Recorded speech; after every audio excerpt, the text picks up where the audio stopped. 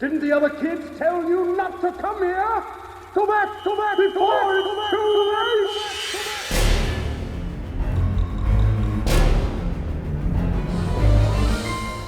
At the heart of horror, there has always been more than spooks and scares.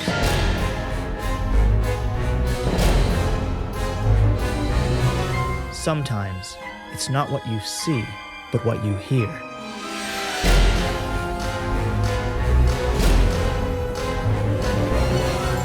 Welcome to Sound Scary. Each week, we talk to the artists, The musicians, the fans, the people who haunt the shadowy corners of your mind. join us as we delve into the deepest Darkest. and most unforgettable earscapes. Welcome To Sound Scary.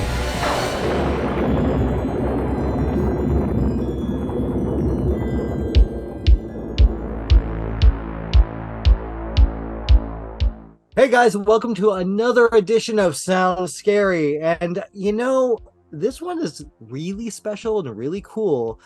And my friend Ryan here, my co-host, is going to tell you why. Ryan. So today we are getting into the world of books a bit more, kind of a rarer thing for Sound Scary, but something we've been wanting to explore. Our guest today is Chris Allaun, who wrote the Black Book of Johnathan Knotbristle. Chris, thanks so much for joining us today. Thanks for having me here. I appreciate it. So I kind of wanted to start off by getting into your background a little bit. I read about your bio and kind of the arts that you're practiced in. What was the path that led to you studying the magical arts? So, my family was actually very religious, and I was, baptized Catholic as a kid, and my father changed to Presbyterian, which I like to joke, it's the same tradition, just without the glamour. And we lived in the country, and so we would go to church and talk about miracles and God and angels, and when we get home, we would play in the forest and things like that. And so like spirituality and religion and nature has always been something I put together. Also in my family, my mom has prophetic dreams. If she dreams about you, watch out, because it always comes true. And my little brother, he can see spirits and ghosts and things like that. I can too, but in my family, we never said witch or witchcraft or occult or anything. And then when I was 16, 17, I started to learn about witchcraft and Wicca and things like that.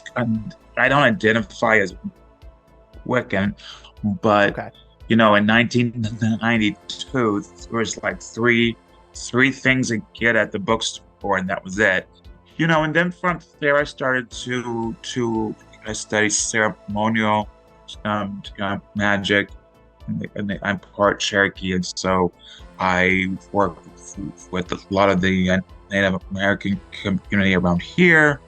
I was a massage therapist, and so along with that, I got into wellness and energy healing, Reiki, all that stuff. So one of the things is I don't like to be bored or stagnant, so I'm always learning something. I'm always trying to expand my knowledge and research, experiment, read, take classes, all those things.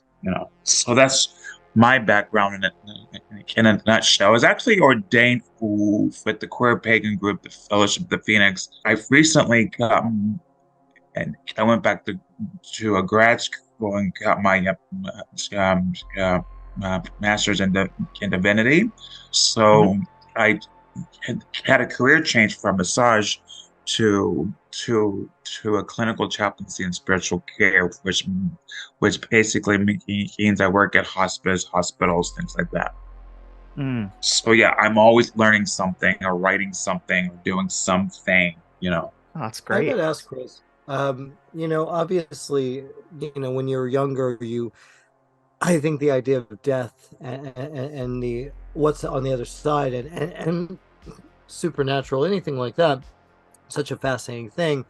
How early on did you know that this was something, kind of this world that you wanted to delve into deeper? Like 3, 4 years old.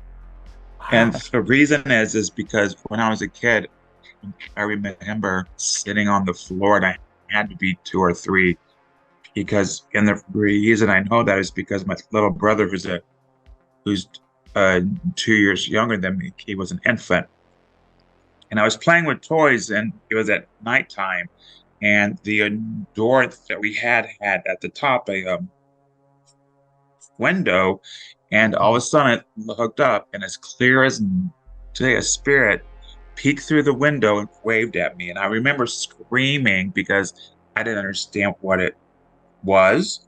Um, but then ever since, in my whole childhood, I was always aware of like spirits, ghosts, things like that. I think a lot of kids are aware, but their parents always say like, "Oh, it's not real. It's not real." In my family, it is real. You know, Mm. we very much believe in spirits and ghosts, and so I never had the whole, "Oh, it's make believe. It's make believe." No, it's real. It's just my parents used to say, "Oh, they won't hurt you. They're there, but they won't hurt you." So, ever since I was a kid, I've always had this my whole life. No, I mean, I totally believe that sort of thing because I believe that kids are prone to see things before they're told they're not supposed to.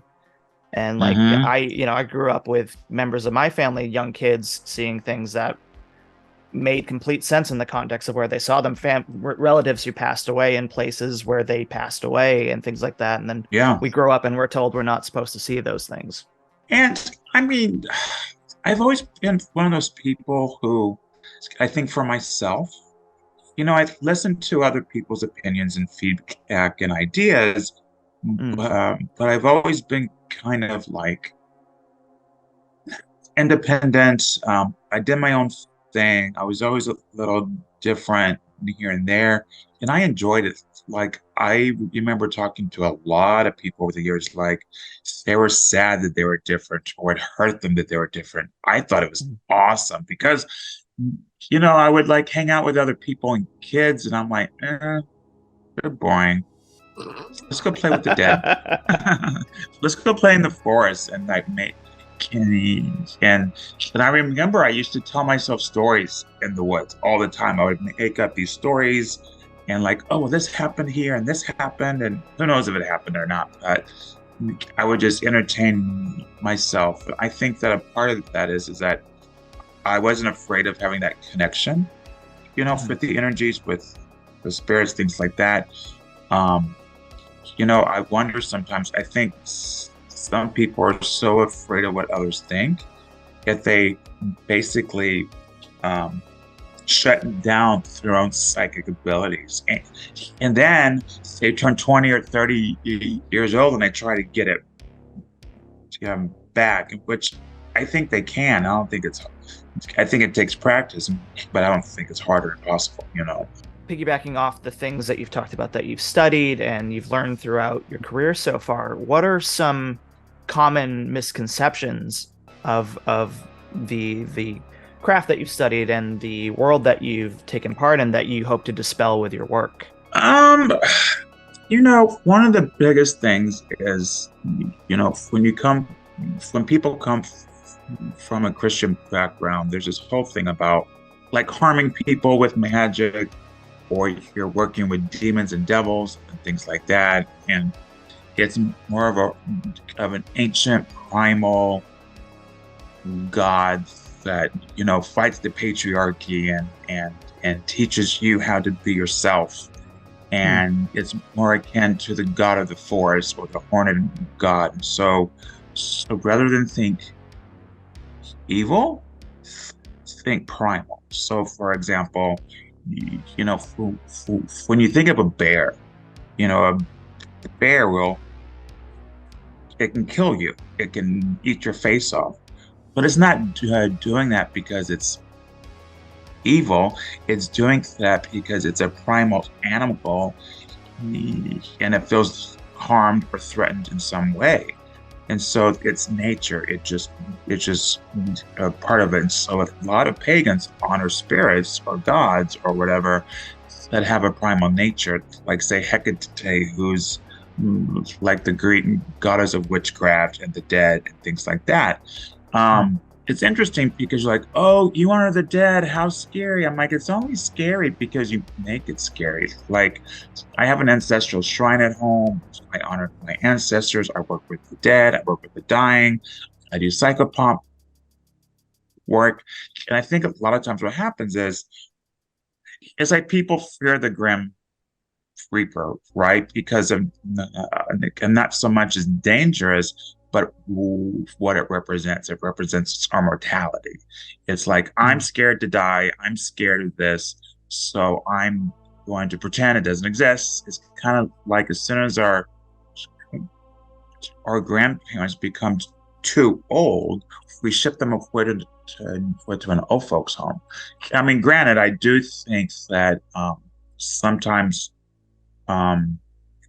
older people negate the care that we can't always give, but I think they're forgotten in things because we're afraid of, and that's, to be honest, I think the patriarchy says you have to be young, female, blonde, and sexual. If you're older, past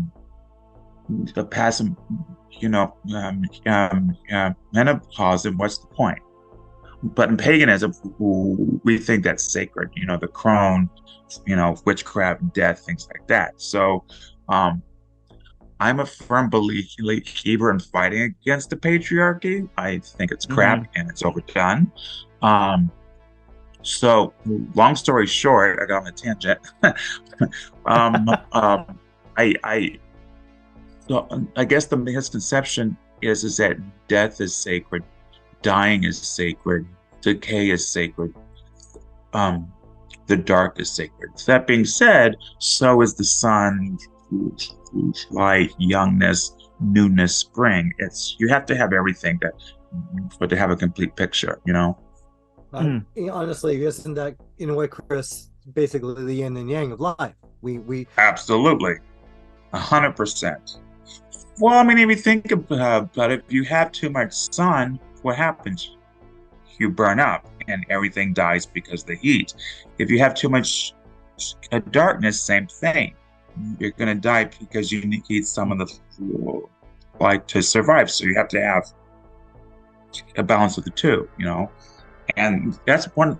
And the thing is, I'm a healer. When you meet me in person, I'm jumpy, I'm hyper, I'm bubbly, I want to have fun. Let's go to the beach.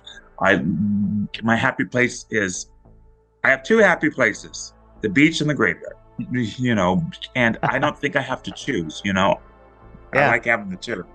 So I think that I think my co-host here can really relate to the graveyard part. Oh yeah.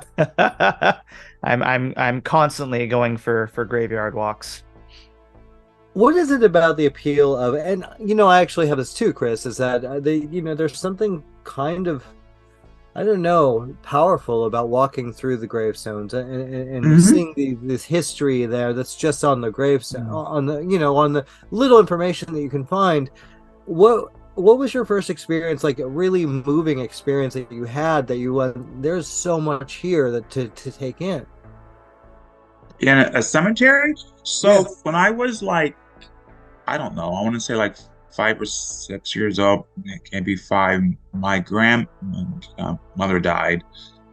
She died relatively young. I think she was only in her 50s, and I don't remember what disease she had. She had some genetic disease, and she died. And I remember, because I was in the house when she died, and I don't remember being scared at all. I remember being kind of, I don't want to say fascinated, but I accepted it. I wasn't frightened. I wasn't told to be, upset. And then when, I remember her funeral, and I remember in our our local cemetery in our small town, just thinking where she was buried was just a very sacred, holy place, and it felt natural. It felt okay. It felt like this is a good place because this is where our loved ones are, and it just felt very. Yes, I remember just feeling like it was just a natural thing. And one of the things I think, because I've been thinking about this a lot, about how a lot of people are, the reasons they don't connect to the spirits or the ancestors or the dead is because they have this misconception that they're in a faraway place. And that may be true, but they can come and go. They're not trapped there. There's not like a goldfish. You're in a bowl swimming round and round and round. So they can come and go. And it's still your family. It's still your history. It's where you come from. And it's interesting because I like history. I think history is fascinating. And I love family history and to just hear these stories. That's why I think like Ancestry.com is important, because it helps you piece together history. Like, it's like, oh, we found an ancestor hint, and your great uncle joined the army in 1923, and I was like, really? That's fascinating. You learn about people because I think at the end of the day, they have lives. I think for me, I want to leave here knowing I did something. I affected other people. I loved. I changed the world. I changed others, and people changed me. And I think when we remember people's history, we take their stories with us. And that's kind of where I was going with Johnathan Knotbristle, because, a lot of people keep asking me, so why did you decide to write a story and not just a how-to? I've written how-to. I've written 5 of them. Mm-hmm. And they're fun and I enjoy it. But what about the story? What about that legacy? What about that history? What about that juiciness of what happened and why we're doing magic and healing and witchcraft in the beginning, because I think we all have a story. Mm-hmm. One of the things I've been thinking about is I think we've become a selfish society, meaning I want to tell you my story, but I'm not interested in hearing your story. And I think we need to change that, because everyone likes to talk about themselves and they don't stop to listen to others. And I think Johnathan gives us an opportunity to say, okay, I need to listen to someone else's story. And, that's such a great transition, too, because I did really want to start talking about your book more. One of the things I loved when I read the first chapter is how it feels like you're sitting down with this person and they're sharing their story with you in the kind of way that you're talking about, like, this you're having this personal interaction, I suppose, and learning the history of this character. I assume that is coming from what you were talking about with kind of the importance of. Well, that's exactly it, because I can remember my great aunt coming over and talking about, I know this is how my family is. We're talking about, seances and Ouija boards and ghosts, and it wasn't like, let me scare you. It was, let me tell you a story. Here, sit down. And I remember hearing those stories really changed me. I felt changed. Versus when I read a how-to book, sometimes I feel changed. A lot of times I don't. And the other thing is I keep a lot of books as references. Part of it is because I don't remember half the stuff I read, but when someone tells you a story, you remember it. It affects you. It changes you. part of it is if they're a good storyteller, you feel like you're in the story with them, like you're a part of it, and it becomes your story too. And that's why I wrote it like that, because I think there's a lot of good authors out there. I think there's a lot of good writers. But now tell me about the actual character. Tell me about you. Tell me what happened. So. Mm-hmm. And in addition to the story that you're telling, the book also pulls in some real knowledge that you're sharing with the readers. Mm-hmm. What are some things that people who pick up your book can expect to learn from the tale?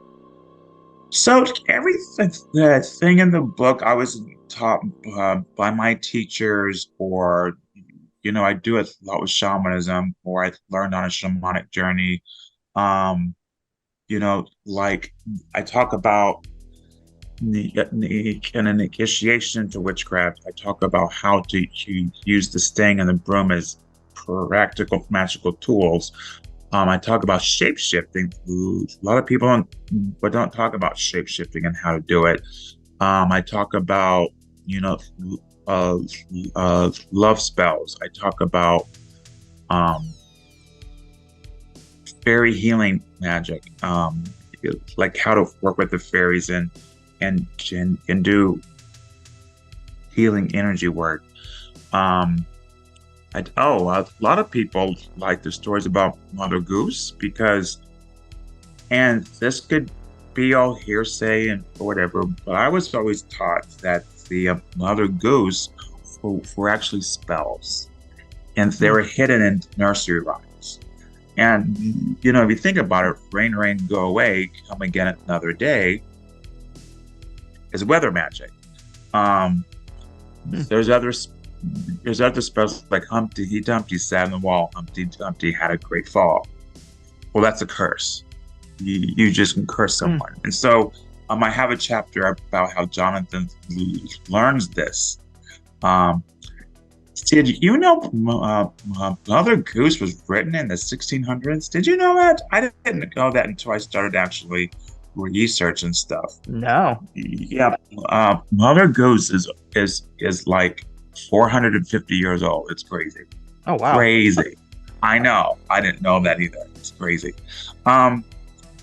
I also teach some advanced things, like something I call a spirit box, where you take a box and you put certain things in it, certain ingredients, and you conjure a spirit to do something. Like I think in the book I do a prosperity spell, and the spirit lives in the box, and you tell it like, oh, I need you to help me pay a bill, and it goes and helps you find the resources. It won't come back and just hand you $100.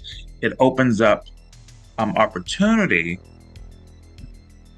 to make more money and things like that. And in the book, Johnathan has a whole story about it. Like, oh, this happened, and blah blah blah.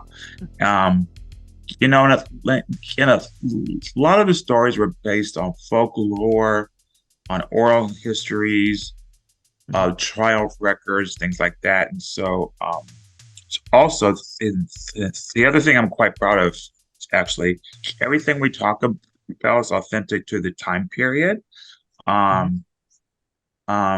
Everything from the names of people to the names of towns to how they dressed, to the tools they had, to the things they ate. It's very authentic to 1870. I made sure to do a lot of research to make sure I got my time right. Yeah, but there's actually a lot in the book.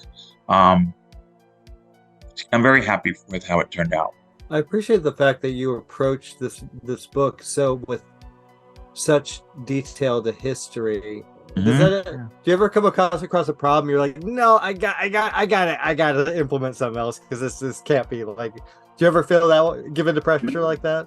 No, because Nicole, I've liked the time period. I've liked Mm. how it felt. I've liked, you know, a lot of people always think witchcraft is like, oh, Salem or the Renaissance, 1600s or the 1300s is very like archaic cauldron and witch and cackling and I was just like, well, I remember some of the grannies and some of the older people would do things that they didn't call them spells. That they would just say, "Oh, I'm gonna take this herb and cast it to bring healing and pray to Jesus." And conjure is the same way. In the Ozarks and Kentucky, things like that. In Appalachia, there's all these conjure people, and I think it's a form of witchcraft. I mean, they may not call it that, but there's a hometown feel to some of these practices. Like when you say a prayer, or when or if your grandmother ever made soup and prayed over it and prayed to Jesus that, oh, I'm going to heal and things like that. It's essentially the same thing. So I wanted to capture that part of it, about how witchcraft can be like homegrown, homespun, again, part of that story of our history. And but I did want to kind of talk about expand on your work a bit more, because in addition to Johnathan Knotbristle, you've written some other works about these sort of things. For someone who is looking to maybe start learning about this world that you write about, where would you recommend they begin in your works? So it depends. When I wrote Underworld, Upper World, and Other World, it's a section of the shamanic three worlds. The gods or the ancestors or the spirits of the earth and the land, things like that. I think, and I wrote them as independent books, so you should be able to pick up anything and just jump in. Even the psychopomp book, I wouldn't say that shamanic, is more like psychic abilities, things like that. Whatever you're interested in. So if you're interested in the dead and ancestors, start with Underworld. If you are interested in planetary spirits and gods and angels, start with Upper World. If you want to work with the fairies, plant spirits, tree spirits, things like that, and I would start with Other World. I would say they're intermediate. So if you're a brand new person, I may not suggest that right now, because you have to have a foundation of, what's your basics, what is energy work, what's visualization, what chakras. You have to at least have that, under your belt. But everything's online, everything's on Amazon. I know a lot of people don't promote Amazon, but I'm like, hey, that's how we sell books, and so I'm going to promote it. Oh, absolutely. However, if you have a local bookstore, go to your local bookstore. I know a lot of people I talk to online are from small towns, and they don't have occult stores or a witch store or anything to go to, and so they have to order online. So I kind of respect that too. So. Yeah, fair enough. Absolutely. Well, yeah. Is there anything else before we go, Chris? Do you want to plug? I mean, tell us what. Obviously, we can find your book on Amazon. Is there any other services that we can find your work on? Yes. So I know you've mentioned a YouTube your YouTube channel too. So I do. It's under Chris Allaun, Allaun. You can find Johnathan Knotbristle on CrossCrow, crosscrow.com. My other books are from Mandrake of Oxford and Moon Books. So it's all out there. Just plug in Chris Allaun. It's all, and they're on Google. Right. Brilliant. And spell it right. And I kind of want. Right, people. Oops, sorry. Yes. Allaun. And to wrap things up, I kind of wanted to ask, what's next for you? What's coming up in your work? Well, so the Parliament of World Religions is this huge interfaith thing that was established at the Chicago World's Fair, and I want to say like 18 something. I want to say 1850. I could be wrong, but it's this huge international event, and so I'm actually doing a class and a ritual on queer spirituality and trans justice and healing, and so I'm doing that, and that's in August. I am currently writing a new book as we speak. I'm almost through with it.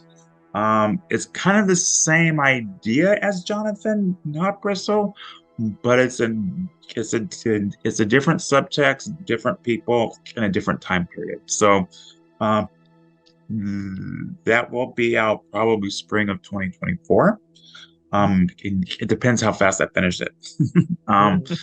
And then I'm basically taking the rest of the summer off because I just got done with a graduate program, so I need a minute.